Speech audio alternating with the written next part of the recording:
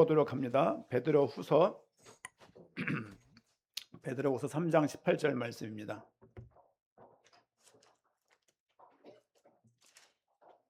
베드로후서 3장 18절 말씀 제목은 그리스도의 은혜와 그를 아는 지식에서 자라가라. 이렇게 제목이 좀 긴데요. 3장 18절 본문 9절 말씀 일부를 제목으로 삼았습니다. 같이 본문 읽도록 하겠습니다. 오직 우리 주 곧 구주 예수 그리스도의 은혜와 그를 아는 지식에서 자라가라.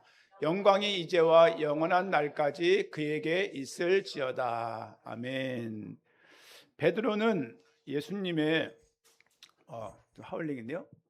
예수님의 마지막 마지막이 아니라 예수님의 가장 최측근 해당되는 그런 사람이었고, 또 오늘 이 구절은 제일 마지막 구절인데 베드로의 중심이 실려 있는 그런 구절입니다. 잘 들리죠? 예, 저는 이렇게 멀죠? 모니터가 안 나오네.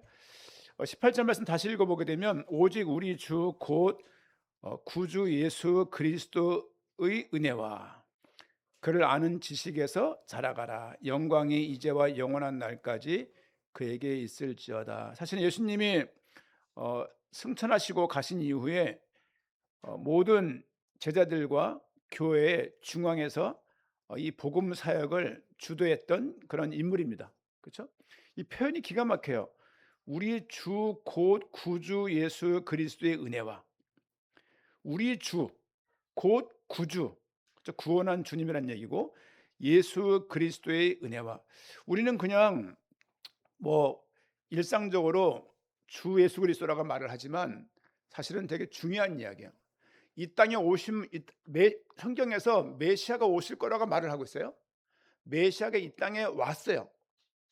이 땅에 온 이름이 예수고, 그분은 구약에서 예언했던 그 메시아로 오신 거예요. 그렇죠? 그분이 나에게 주님인 거예요.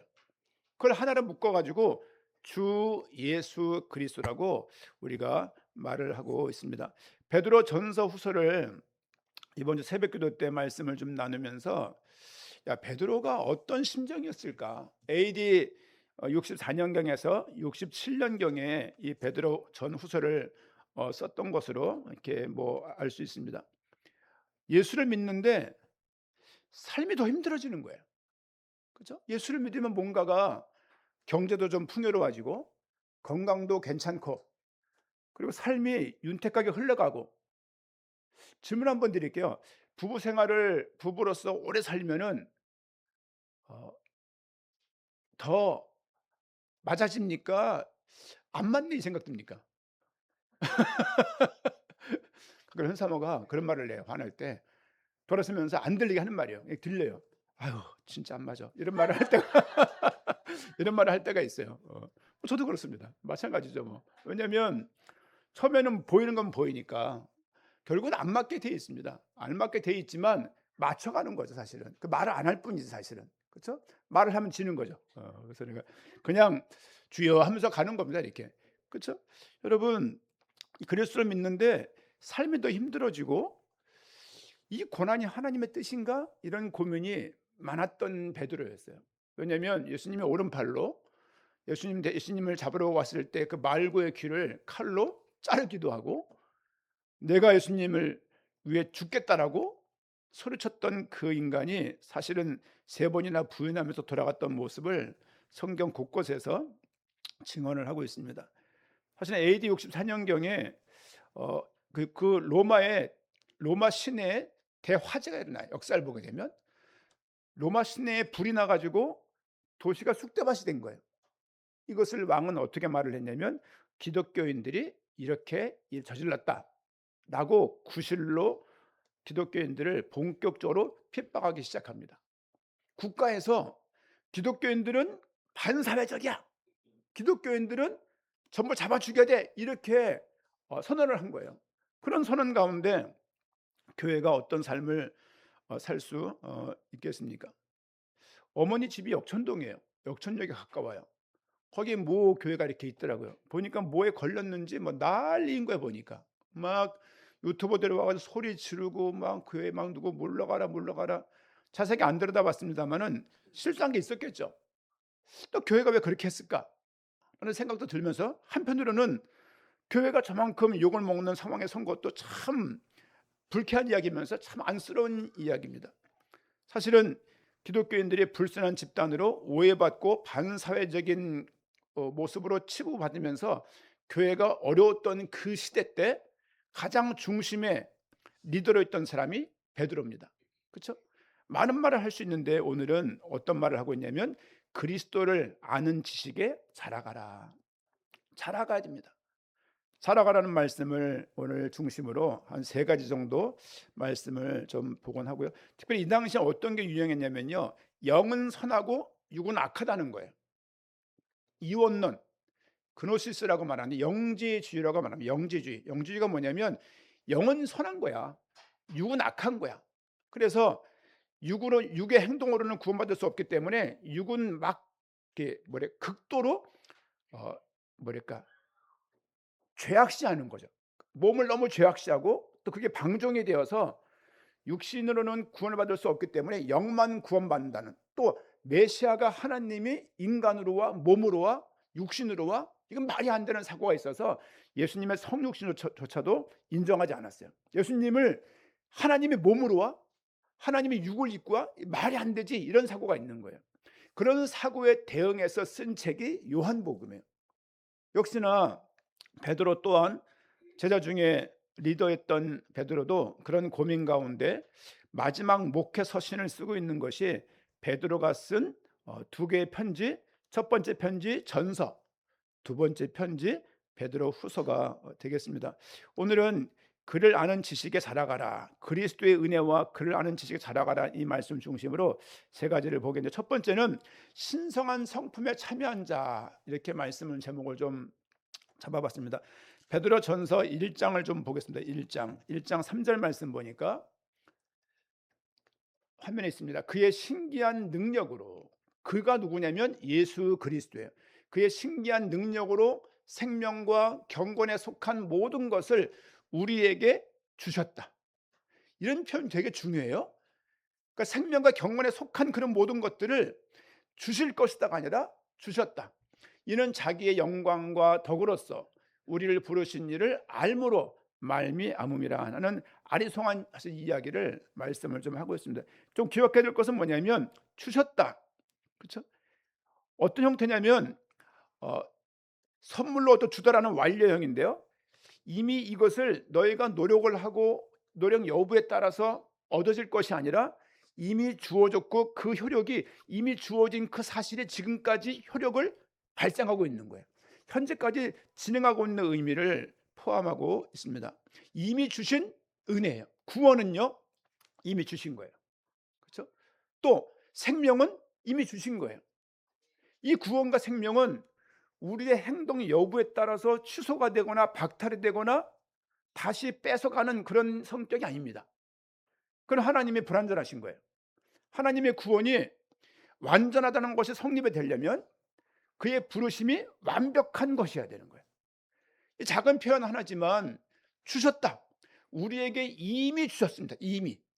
우리 구원은 두 단어 속에 있어요. 이미 주셨고, 그러나 아직 완성이 안 된. 근데 결국 그러나 하나님께서 완성하실 것이라는 이 믿음의 구원관을 가지고 있으셔야 되는 거예요. 그렇죠? 연약하면 우리의 주인이 마귀가 됩니까? 신비주의입니다. 성경에 대해서 무지한 자예요. 그리고 무속신앙 가지고 있는 사람이 확실합니다. 여러분, 하나님의 부르심은 어느 부모가 자식을 포기합니까? 잠을 자는데 강아지가 막 짖어요.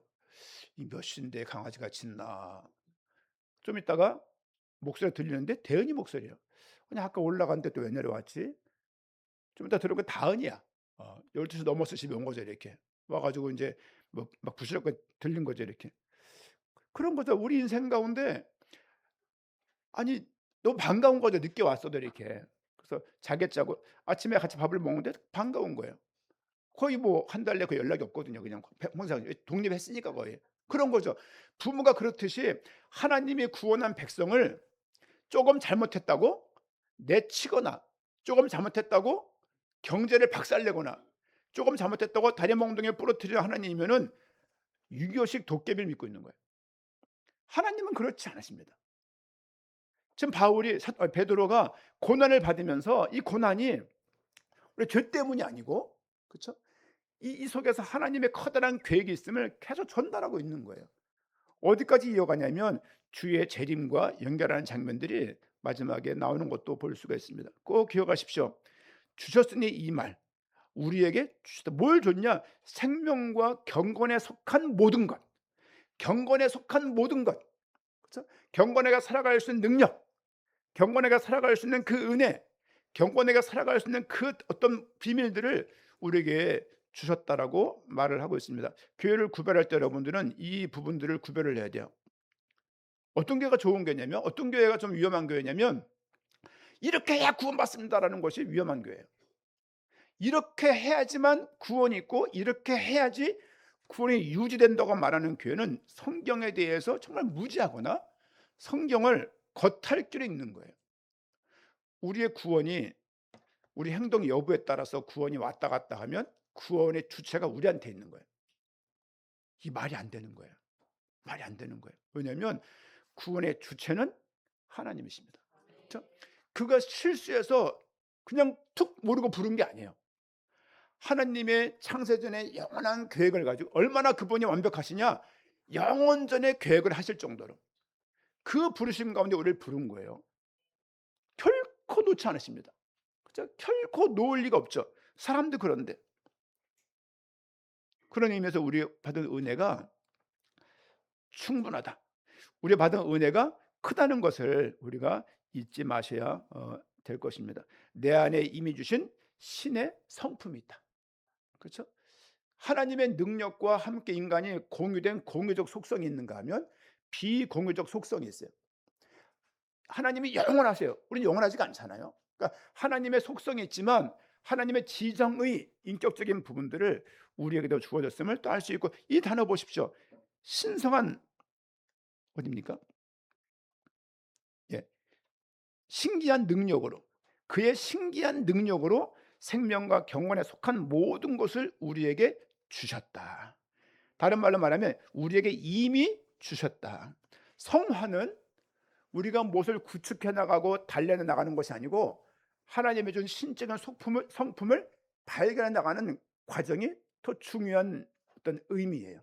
주신 그 어떤 신적 성품을, 주신 그 생명과 그 능력을, 경건에 속한 모든 것을 하나님이 우리 인생을 통해서 발견해 나가는 것이 성화라고 궁극적인 의미를 말씀드릴 수 있습니다. 두 번째는 부르심과 택하심을 굳게 하라는 말씀 가지고 말씀 제목을 넘겨주세요. 네, 부르심과 택하심을 굳게 하라, 이 제목으로 내용을 조금 봐야 될 것 같습니다. 4절 말씀 보니까 1장 4절 말씀, 이로써 그 보배롭고 지극히 큰 약속을, 그냥 약속 그러지 않고요, 보배롭고 지극히 큰 약속을 우리에게 주사, 우리에게 주었다. 이 약속으로 말미암아 너희가 정욕 때문에 세상에서 썩어질 것을 피하여 신성한 성품에 참여하는 자가 되게 하려 하셨느니라. 보세요. 신성한 성품에 참여하는 자가, 아까는 어떤 말씀했습니까? 모든 경건에 속한 모든 것을 우리에게 주셨고, 4절 말씀 속에서는 신성한 성품에 참여하는 자가 되게 하려 하셨다. 참여하는 자가 되게 하려, 이 무슨 말입니까? 과거 가정법이에요. 이 내용 문법적으로 보게 되면 단번에 사건이 아니라 그 상태에 계속 머무르면서 변화되어 가는 것을 의미하는 거예요. 참여하게 되었고 참여하게 된 모습으로 주님이 우리를 부르시는 그날까지 계속 변화되어져 나가는 과정입니다. 성화는 예를 들면, 여러분 오해 소지가 있지만 이렇게 말씀드려요. 술을 안 먹으면 거룩합니까? 담배를 안 피면 거룩합니까? 별개의 문제예요. 그 거룩과 그 주님의 신성한 성품은 우리가 무엇을 하고 안 한다고 거룩해지거나 거룩해지지 않는 법이 없습니다. 그 부르심 자체가 중요한 것은 건강에 도움이 안 되고 덕이 안 되니까 먹지 말라고 피지 말라고 하는 것이지, 실제 먹겠다 누가 뭐라 그래요? 누가 담배 피겠다는 누가 뭐라 합니까? 자기 건강 문제지 사실은. 중요한 것은 그런 것을, 그 우리의 본 거룩이 없어지거나 약해지는 것이 아니에요. 주님께서는 우리 부르신 그 자체가 하나님의 완벽한 구원을 내포한 이야기예요. 그렇죠? 구원을 위해서 우리가 구원을 유지하려고 기도 많이 하면 구원이 유지됩니까? 성경 통독을 매일 하면 구원이 유지됩니까? 그것과는 별개의 문제예요. 하나님 부르심 자체가 귀한 부르심이에요. 그렇죠? 하지만 이 귀한 부르심에 우리가 적당한 적절한 삶을 살려고 조금 금욕하고 조금 욕심을 덜 갖고 말씀과 살려고 태도를 취하는 것이지, 그걸 한다고 만다고 해서 바뀌는 것들이 아닙니다. 다시 읽어드리면 4절 말씀, 이로써 그 보배롭고 지극히 큰 약속을 우리에게 주었다. 이 약속으로 말미암아 너희가 정욕 때문에 세상에서 썩어질 것을 피하고 신성한 성품에 참여하는 자가 되게 하려 하셨느니라. 신성한 성품에 참여하시려고 하나님이 우리를 부르신 거예요. 이미 참여가 된 거예요. 참여가 되었고 참여됐다는 것을 알고 그런 성품에 맞게 삶을 살아가는 것이죠. 내용을 성경을 좀 보겠습니다. 성경 앞에 화면이 없을 것이니까 5절 말씀입니다. 5절 말씀 성경을 좀 보시죠. 그러므로 너희가 덕을 더욱 힘써 너희 믿음의 덕을, 덕의 지식을, 지식의 절제를, 절제의 인내를, 인내의 경건을, 경건의 형제 우애를, 형제 우애의 사랑을 더하라. 신성한 성품에 참여한 자가 되었기 때문에 이런 삶을 살려는 거예요. 한번 따져보시죠. 난 절제를 하고 살고 있는가? 아니면 내키는 대로 살고 있는가? 난 인내함이 있는가? 아니면 시시비를 가리려고 늘 열난 채 화난 채 살고 있지 않는가? 나는 경건한가? 아니면 경건한 채 하는 잘못된 습관이 있는가? 또 경건의 형제 우애를, 아니 너무 육신적인 거 아닙니까? 형제 우애? 형제끼리 사이 좋은 거를 굳이 성경에 거론까지 하는 거예요. 얼마나 그 당시도 나빴으면. 형제들을 사랑합시다. 이번 주 형님에게 전화했어요. 지난주인가요? 전화 와서 이제 명절 때 어떻게 하고 얘기를 쭉 해. 간만에 전화하는 거. 명절이나 돼야 뭐 전화하니까. 또 형제끼리이기 때문에 어려서 그렇게 뭐 다복하지 않은 가정이었기 때문에, 기억하세요? 어려서 다복하지 않으면 형제끼리 커서 연락을 잘 안 하게 돼요. 특별히 남자들은 이상해 좀. 자매들은 모르겠어요. 근데 형제끼리는 그렇게 뭐 돈 대원 다하니 봐도 그냥 서로가 늘 존재하는 존재지 굳이 애틋한 그런 거 없거든 사실상은요. 그렇죠? 아빠 책임이겠죠. 어쨌든 간에 그렇습니다. 형제 우애를, 형제 우애의 사랑을 더하라. 이게 믿음과 무슨 상관이 있냔 말이에요. 그렇죠? 여러분 생각을 잘 해보십시오. 믿음의 덕이 뭐예요? 덕. 보통 그런 말 하지 않습니까? 덕을 세우라고 이렇게. 그렇죠? 덕의 지식을, 어떤 지식이요? 지식의 절제를, 절제의 인내를, 인내의 경건을. 여러분 이 모든 것들을 하게 되면 더 좋은 구원을 받습니까? 그런 의미는 아니에요.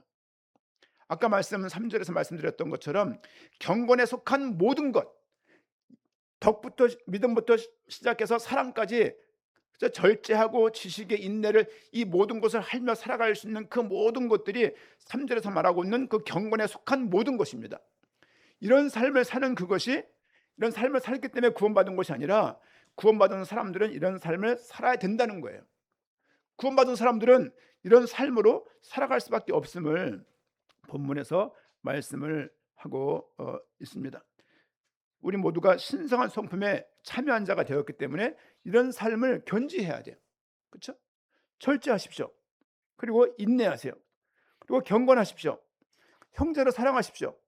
그리고 형제 우애에 사랑을 더하리. 모든 것 8개 말하고 8개 우애 맨 끝에 뭐가 있냐? 사랑이라고 말을 하고 있습니다.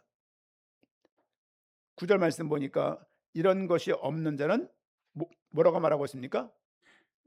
없는 자는 맹인이라. 화면에 9절 있나요? 없습니까? 이런 것이 없는 자는, 그렇죠? 맹인이라. 멀리 보지 못하고 그의 옛죄가 깨끗하게 된 것을 잊었느니라. 옛죄가, 옛사람의 갖고 있던 그 죄가 깨끗한 게 된 것을 망각한 거예요. 이것을 행하지 않으면 구원 못 받는다 그 얘기 아니에요?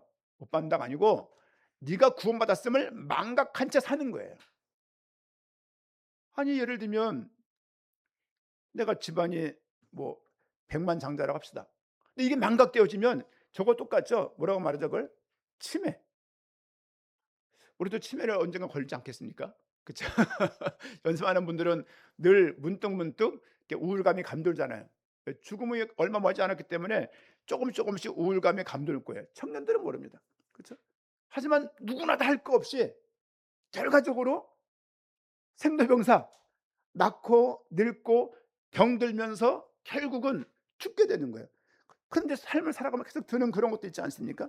그런 삶을 살기 전에 그런 삶을 살다 보게 되면 얻게 되는 게 치매인데, 이 맹인은 그런 의미예요. 네가 덕을 행하지 않고 인내하지 않고 경건하지 않으면 지옥 간다가 아니라 네가 받은 그 축복을 치매 걸린 환자처럼 망각하고 산다는 그 의미인 거예요. 지금 베드로는 주님이 곧 오신다고 생각을 했어요. 근데 오시지는 않고 교회가 너무너무 힘든 거예요. 사회적으로 교회가 위험한 집단으로 여겨지고, 직장도 제대로 예수 믿는 것 때문에 직장을 제대로 못 갖는 거예요. 파키스탄에서 말씀을 잠깐 드리면, 많은 나라 그렇습니다만은 우리는 지금 예수 믿는다고 죽임을 당합니까? 파키스탄을 보게 되니까 이슬람 교도들이 교회에 들어와 가지고 교회 물건들을 창밖으로 다 던져요. 다 던지고 불 질러요. 그래도 항의를 못 해요. 그리고 신분증에 예수 믿는 사람들은 번호가 있대요. 그 번호가 들어가면 기독교인이야. 고위 공무원직에 못 들어가요. 그리고 사회 살아가면서 기독교인들이 모여 살아요. 기독교인들이 모여 사는데 청년들이, 여자 청년들이 여기서 저 뒷정도밖에, 교회에서 매점이 저기밖에 안 돼요. 혼자 못 걸어가 여기를. 남자랑 같이 가야 돼요. 그렇게 위험한 나라예요. 그러면 우리에게 탈북자들을 좀 많이 본 적이, 탈북자 수련회도 가봤었는데 개인적으로 대화를 해보니까 사선을 넘어서 탈북을 했는데 막상 한국에 오게 되면 이 교회에서 한 달에 탈북자라서 50만 원 도와준대. 이 교회 나가는 거예요. 어느 날 저 교회에서 100만 원 준대. 거기 가는 거예요. 또 나와가지고 징징 짜면서 울면서 탈북 얘기하면 교인들이 마음에 감동이 되잖아요. 후원금을 주는 거야. 그러다 보니 신앙을 잊어버리는 거예요. 막상 북한에 있을 때는 예수 믿으려고 너무너무 애썼는데 막상 한국에 오니까 예수님 믿기가 힘든 거예요. 왜? 너무 자유롭고 너무 풍요로워서. 그런 의미에서 이 풍요로운 시대에 개척교회 나온 여러분들이 너무 귀합니다. 왜냐하면 누가 고생하려고 그래요. 이 뒤에 지금 한기가 들어요. 한기가 지금 등발이 지금 추워서 그런지 이런 게 누가 오겠어요. 그런데도 불구하고 이 추운 날 이 교회에 나와서 예배를 드리고 있다. 너무 감사한 이야기예요. 감사한 일. 여러분, 교회가 편안하면 신앙생활이 더 좋아집니까? 교회가 6층 7층 돼 있고 엘리베이터 있고 그냥 막 뜨거운 물 칼칼칼 나오고 그냥 가는 곳마다 그냥 아주 럭셔리하게 예수 믿을 수 있으면 신앙이 잘 자랍니까? 그렇지 않은 것 같아요. 제가 어릴 때 생각만 해봐도 교회 늘 먹는 게 점심때마다 국수 먹었어요. 국수. 맛도 없는 국수, 그냥 간장에다 파 썰어 놓고서 그냥 그거를 간해서 먹는 거예요. 이렇게 김치라고 다 씌어 빠져 가지고 먹으면 막 이빨이 막 저린 거예요. 막 그 김치 몇 개 얹어 가지고 먹는 고작 그 전부 다였어요. 근데 제 마음에 몇십 년 지난 이후에 지금 생각을 해 보게 되면 지금도 그때 기억이 지금도 남아 있어요. 설교 기억 하나도 안 나요. 먹었던 그 국수 기억. 저는 적긴 다 적었는데 노트가 다 있어요 지금도. 그럼에도 불구하고 이 스프링 노트인데 스프링이 끊어졌어요. 하도 오래돼 가지고. 녹슬어 가지고 이게. 근데 그 기억이 지금도, 국수 먹었던 그 기억, 권사님의 엄지손가락 담가서 주던 그 국수 그게 그렇게 지금까지 따뜻한 기억이 거기에 있습니다. 여러분, 우리에게 주신 것을, 축복을 모르면 맹인된 채 살아, 맹인이라 멀리 보지 못하고 그의 옛죄가 깨끗하게 된 것을 잊었느니라. 여러분, 힘들 때 부족할 때 죄 때문인가? 더 내가 믿음을 안 들어서 그런가? 그렇게 생각하는 것은 이 최 목사가 좋아하는 방식의 신앙이 아닙니다. 애굽에서 나와서 가나안을 갈 때 과정은 광야였다고요. 광야. 우리 인생 가운데 많은 게 있겠죠. 정신적인 광야도 있을 것이고, 경제적인 광야가 있을 수 있을 것이고, 건강의 광야도 있고, 상처의 광야도 있고, 많은 광야가 있을 것입니다. 하지만 그 가운데 길을 가시면서 하나님의 부름받은 존재라는 것을 반드시 잊지 마셔야 돼요. 있는 순간 영적인 치매에 걸린 것입니다. 걸리지 말아야 될 병 아닙니까? 10절 말씀 보니까 하면 뭐죠? 그러므로 형제들아 더욱 힘써 너희 부르심과 택하심을 굳게 하라. 이 부르심을 내가 뭘 하는 거 이전에 부르심과 택하심을 굳게 하래. 이 부분을 잊지 말라고 말씀하고 있습니다. 너희가 이것을 행한즉 언제든지 실족하지 아니하리라. 지금 믿음부터 시작해서 형제 후에 사랑까지 8가지를 쭉 해나가면서 삶을 사는 것이 부름받은 사람, 택함받은 사람의 삶의 모습이라고 말씀을 하고 있습니다. 이것을 행하지 않으면 구원이 취소되는 것은 아니지만 이것이 주신 구원을 더 확장해 나가고 구원을 알아가는 과정이 되는 거예요. 여러분, 전도지에 몇 장 뿌리면 한 명이 교회일 것 같습니까?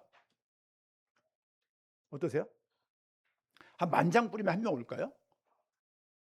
한 10만 장, 아멘이 아니라 10만 장 뿌리면 한 명 올까요? 그거는 모르죠. 그러나 여러분이 너무너무 행복해서 우리 교회 전도지 만드는 거 만들어야 돼요. 별거 아무것도 아닌 일인데 고민이 있는 거예요. 이 마음에 별거 아닌데 어떤 고민이냐면 아니 이거를 성도들이 나가서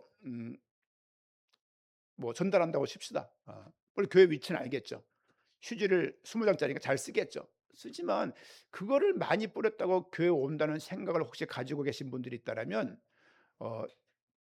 맞을까라는 생각이 드는 거죠. 저도 어렸을 땐 방법이 없으니까 그냥 전도지를 가져와서 연세대학교 가가지고 막 이렇게 가을에 뿌리고 오는 거예요. 나올 때 보면 전도지가 바람에 확 밀려가는 거예요. 바닥에서 가을쯤에. 이게 아닌 것 같은데 도를 전하는 거예요. 그렇죠? 그러면 물론 도를 전하는 거죠. 주는 것도. 근데 막상 부르면 복음이 고작 어려움을 극복해 나는 어려움이 있을 때 기도해. 그러면 하나님이 해결하실 거야. 이 정도의 믿음이라면 도를 전할 수 있는 것은 아닌 것이죠. 하나님께서 현장에 예비된 사람이 있어요. 그렇죠? 우리가 삶을 살아가면서 말씀처럼 덕의 지식의 절제가 있는 사람이 보기 좋지 않습니까? 그렇죠? 너무 방탕하고 그냥 기분에 쏠려가지고 막 주말이라면 그냥 무슨 축제 이런 것마냥 막 뛰어다니고 막 그 다음 날 하루 종일 자고 주일날 교회 오는 게 힘들어하고. 여러분, 주일날 예배 올려면요 토요일 관리가 잘 돼야 돼요. 토요일날 막 살아버리면요 주일날 엄청 힘듭니다. 엄청 힘들어요.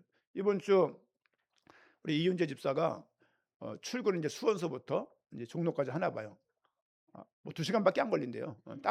딱 좋죠. 출근하기 2시간. 갈 때 2시간, 올 때 2시간. 야, 그래서 참 남편이 참 못됐죠. 그죠?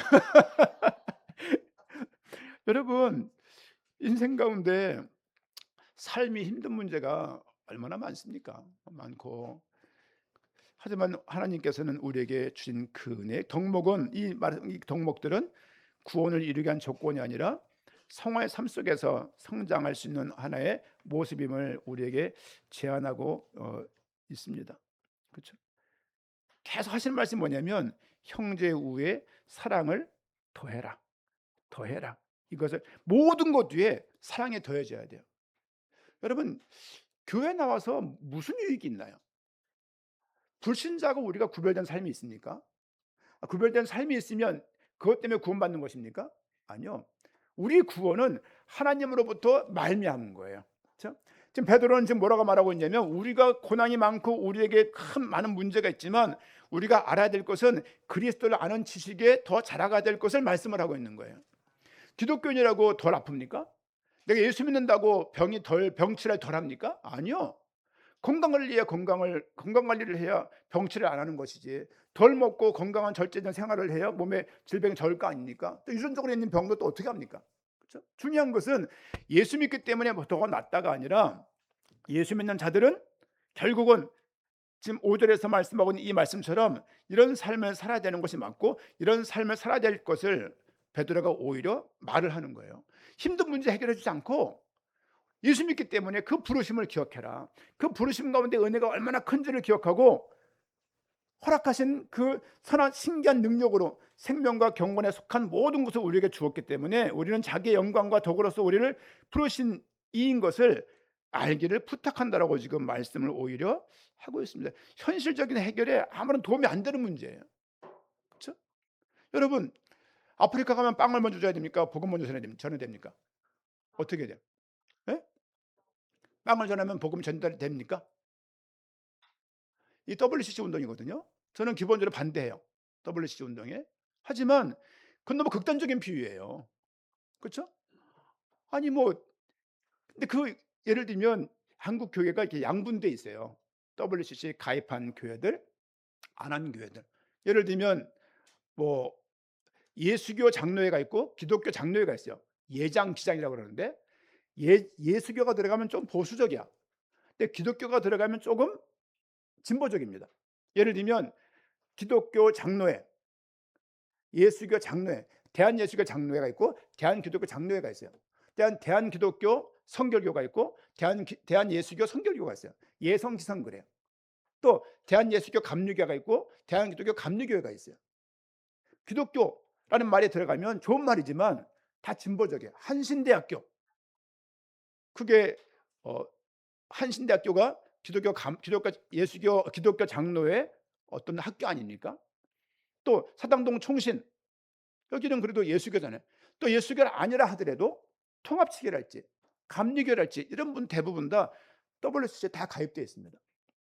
대한예수교 장로회 고신, 합동, 대신, 우리 대신이잖아요. 이런 교단들이 WCC에 비교적 가입이 안 돼 있는 편이에요. 늘 이 싸움인 거예요. 가다 보게 되면 아니 떡을 주는 게 무슨 어려운 일입니까? 근데 관점이 다른 거예요. 관점이 이렇게. 여러분, 무당에게 복음 전해야 돼 말아야 돼요? 그럼 무당 만나야 돼 안 만나야 돼요? 만나지 말자로 보는 거고 또 만나기 위해서, 그러니까 이게 그런 차이예요. 그런 차이. 예를 들면 사창가에 있는 여자분들한테는 복음을 전해야 돼 말아야 돼요? 어떻게 돼요? 만나야죠. 만나자가 WCC고 안 만나가 이쪽이에요. 보수적인. 그러니까 이게 따져보면은 뭐가 나쁜 건지 좋은지 잘 모르겠어. 여러분 삶 가운데 지나가다 어려운 사람이 있어요. 그 복음 전합니까? 얼마 돈 줍니까? 돈 주는 게 맞지 않습니까? 거기서 막 일어나 걸어라 막 그러 내가 내게 명한 원이. 그러니까 이게 뭐가 틀리다 맞다라고 말할 수는 없어요. 왜냐면 중요한 얘기 아닙니까? 형제들에게 욕먹잖아요. 넌 예수 믿으면서 동생도 안 돌보고 형도 안 돌보고 너만 잘 믿고 너만 복 받고 이렇게 욕먹은 적 없습니까? 저 욕먹은 적 있어요. 넌 좋겠다 예수 믿어서. 형님이 그러더라고요. 아니 그렇죠. 왜냐면 생이 어려운데 나 안 돌본다 이런 거죠. 이제 예를 들면 이제. 그러니까 이게요 참 어려운 부분이에요. 그럼에도 불구하고 우리가 이 아까 말씀했던 예수 믿는 사람들 어떤 삶을 살아가야 되냐 말했던 5절부터 그 말씀이 너무 중요한 이야기예요. 너무나 어려운 이 베드로 그 당시에 교회들에게 할 얘기가 아닌데 이 이야기를 전달을 하고 있습니다. 10절 말씀에 부르심과 택하심을 굳게 해라. 그렇죠? 부르심은 뭡니까? 소명이에요. 택하심은 하나님의 주권적 선택을 의미하는 중요한 의미입니다. 자신이 구원에 참되다는 것을 삶의 열매를 통해서 확증하라는 얘기예요. 그렇죠? 주권적 확신과 객관적 삶의 일치를 계속 말씀을 하고 있습니다. 예수 믿는 것은 삶으로 표현돼야 돼 결과적으로. 그렇죠? 오늘 말했던 5절부터 8절 말씀 무척이나 중요한 말씀입니다. 11절 말씀 보니까 11절 말씀 이같이 하면 우리 주 곧 구주 예수 그리스도의 영원한 날에 들어감을 넉넉히 너희에게 주시리라. 그렇게 너희가 행하면 우리 주 곧 구주 예수 그리스도의 베드로의 참 특별한 표현이에요. 주 곧 구주 예수 그리스도 이런 표현을 베드로가 많이 해요. 주 곧 구주 예수 그리스도의 영원한 날에 들어감을 넉넉히 너희에게 주시라. 이 이야기는 뭐냐면 너희가 덕을 행하고 뭐 지식을 더하고 이렇게 하게 되면 더 큰 구원받는다는 그런 의미가 아니라 더 하나님께서 좋아하시지 않겠냐 그런 의미로 해석을 하면 될 것입니다. 행위를 조건으로 하나님이 천국의 문을 더 크게 여신다, 그런 의미보다는 이행을 다 한 거야. 예수님께서 다 모든 걸 행하신다면 뭐라고 말씀하십니까? 내가 다 이뤘다라고 말씀했던 것처럼 그런 고백으로 흡족한, 하나님께 영광 돌리는 그런 구원을 말씀을 또 하고 있기도 합니다. 하면서 2장을 또 보게 되면 2장 내용은 뭐라고 말하고 있냐면 교회 내 거짓 선지자와 거짓 교사가 들어오게 돼요. 그래서 그들이 뭐라고 말했냐면 앞에 화면에 나와 있지 않습니다만은 계속 방종한 신앙생활, 육신은 악하고 영은 선한 것이기 때문에 육신대로 방종하는 사람들이 교회 내에 등장하게 되어지고 거짓 교사들이 교회에 계속 허탄한 말들을 내뱉어놔서 교회가 어려움에 처해져 있는 모습을 또 2장에서는 말을 하고 있습니다. 우리 세 번째로, 시간이 많이 갔기 때문에 세 번째 내용을 봅니다. 주의 오심을 바라보며, 주의 오심을 바라보며 파루지아 논쟁이라는 게 있습니다. 파루지아가 무슨 말이냐면 임재, 뭐 도착 이런 의미예요. 논쟁의 결론은 뭐냐면 예수님이 오신다고 말했는데 안 오시는 거야. 우리 한번 3장 볼까요? 우리 3장 몇 절입니까? 3장 3절 말씀 보니까 먼저 이것을 알지니 말세에 조롱하는, 앞에 화면이네요. 먼저 이것을 알지니 말세에 조롱하는 자들이 와서 자기의 정욕을 따라 행하며 조롱하며 이르되 주께서 강림하신다는 약속이 어디 있냐. 야, 주님이 재림한다는 말이 어디 있어? 조상들이 잔 후로부터, 다 죽은 이후부터 만물이 처음 창조된 때와 같이 지금도 그냥 그대로 똑같이 변함없이 있는데 무슨 주님이 오시냐라고 지금 3장 3절과 4절 말씀에 말을 하고 있는 거예요. 이게 무슨 말이냐면 주님이 안 오신다 이러는 거예요. 이게 파루지아 이게 안 오시니까 논쟁이 확산된 거예요. 첫 번째는 뭐냐면 주의 재림은 실패했다. 첫 번째 의견이요. 두 번째 의견은 주님이 오신 그때가 초림이자 재림이었다. 이렇게 말하는 거예요. 여러분, 재림이 실패됐다고 말한 유명한 신학자가 누군지 아십니까? 기억이 갑자기 몽롱한데 그 누구죠? 슈바 있죠. 아시죠? 의사 슈바 있죠. 우리가 되게 유명한 사람으로 인식하고 좋은 사람 인식하고 있는데 좋은 의사였죠. 근데 그가 신학자였어요. 그 사람이 재림이 실패했다라고 주장했던 대표적인 사람이에요. 신학자로 보게 되면 거의 이단이죠. 이단. 두 번째 뭐였냐면 주의 재림은 초림 때 이루어진 것이다 이렇게 말하는 거예요. 세 번째 뭐냐면 이미 그분이 오신 그분이 아직 안 오셨다라고 믿는 거예요. 우리는 이 세 번째 어떤 그 주장을 저희 교회는 좀 취하고 있습니다. 10절 말씀 보니까 그러나 주의 날이 도둑같이 오리니 그날에는 하늘이 큰 소리로 떠나가고 물질이 뜨거운 불에 풀어지고 땅과 그 중에 있는 모든 일이 드러나리로다. 무슨 말이냐면 주의 날이 도둑같이 온다. 주 오신 날 알 수 있는 거 없는 거예요? 없어요. 주님이 오신다고 자꾸 시한부 종말로 말하면 다 이단이에요. 제가 어느 날 그 말을 하면요, 저를 내쫓으세요. 농담이 아니라 진짜로. 반대로 주여 오시는 날을 자꾸 말하는 분들은 내쫓겠습니다. 교회에서. 왜냐하면 건강한 신앙이 아니에요. 삶을 살아가면 주여 오심을 맞이하는 길이 아까 말했던 1장 5절부터 그거예요. 주여 오심을 어떻게 맞이할 것이냐. 믿음의 덕을 덕에, 지식을 지식에, 절제를 절제, 인내를, 이런 삶을 살면서 주의 재림을 기다리는 거예요. 그렇죠? 이게 맞는 것이지 모든 직장 때려치고 주여 오심을 기대하면서 교회에 모여가지고 찬양하고 기도하고, 그렇죠? 이것만 선한 일이고 다른 것들은 다 육신적인 일로 치부하는 것은 좋은 신앙 아닙니다.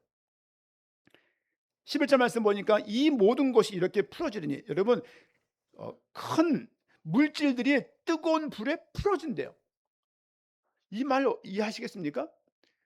너무 뜨거워서 모든 것들이 다 녹아내려지는 거예요. 이제 풀어지더니 너희가 어떠한 사람이 되어야 마땅하냐. 거룩한 그날이 올 것인데, 재림이 올 것인데 어떻게 살아야 되냐. 거룩한 행실과 경건함으로 살아야 된다. 그것이 1장에서 말하고 있는 5절부터 8절까지 그 내용이에요. 그렇죠? 이런 삶을 주의 오심을 견지하면서 사는 것이 신앙생활이라고 말하고 있는 것입니다. 모든 것이 무의미한 것처럼, 모든 것이 의미가 없는 것처럼 여기고, 그리고 방탕하고 방종하고 그런 것을 신앙생활로 말하고 있지 않습니다. 청년들, 성도님들 직장생활 최선을 다하세요. 하나님이 맡기신 일터라고 생각하시고, 그래서 복음 한번 전할 기회가 없다 할지라도 나한테 준 삶의 터인 건 알고서 그 삶 속에서 예수 그리스도를 말하기 전에, 그렇죠? 5절부터 또 그 말씀을 적용하는 겁니다. 믿음의 덕을, 덕의 지식을, 지식의 절제를, 절제의 인내를, 인내의 경건을, 경건의 형제 우애를, 형제 우애의 모든 곳에 사랑을 더하라고 말씀을 하고 있습니다. 그럼 교회 일꾼 세울 때 가장 중요한 첫 번째 기준이 뭔지 아십니까? 뭐 같습니까? 믿음 있는 자가 아니에요. 칭찬받는 자예요. 칭찬받는 자. 이승 목사님하고 우리 김 전사님이 근래 임직받았는데 칭찬받지 않았으면 아무리 믿음이 좋아도 안 세웠을 것입니다. 그렇죠? 혹시 이 두 분들에서 돌 던지실 분들이 계신가요? 취소해버리게. 꼭 기억하세요. 주여 오심을 기다리면서 믿음을 말하지 않고 이렇게 살라고 말씀하고 있는 거예요. 그러니 이 삶은 거룩한 산제사의 한 부분입니다. 교회 가서의 행동이 중요한 것이 아니라 가정에서 형제끼리, 지인 간에, 또 사회 속에서 이런 행동들 가지고 살아야 될 것을 얼마나 중요한지를 말씀을 하고 있습니다. 11절 말씀 보니까 이 모든 것이 이렇게 풀어지리니 너희가 어떠한 사람이 되어야 마땅하냐, 거룩한 행실과 경건함으로 12절 하나님의 날이 임하기를 바라보고 간절히 사모하라. 간절히 사모하랴. 그날에 하늘이 불에 탄대요. 야, 이런 말들, 그렇죠? 너무 창조적인 말이면서 이런 말이 이 공간을 태운다는 거예요. 공간을. 이 말을, 그렇죠? 누가 감지할 수 있는 말이겠습니까? 그날에 하늘이 불에 타서 풀어지고 물질이 뜨거운 불에 녹아지려니와. 그렇죠?